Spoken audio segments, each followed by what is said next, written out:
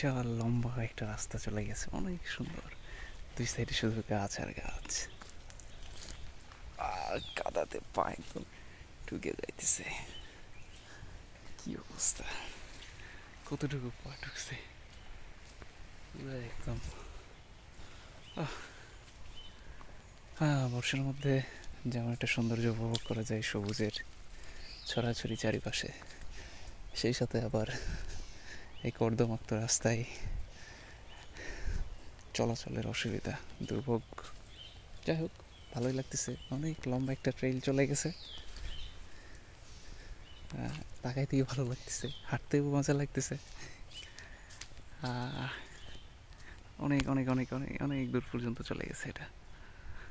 দূরে একজন মানুষ দেখা যায়।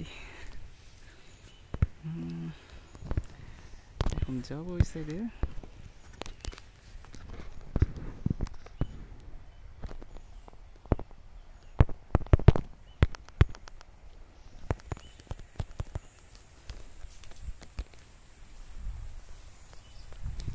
পাশ দিয়ে এটা, এটা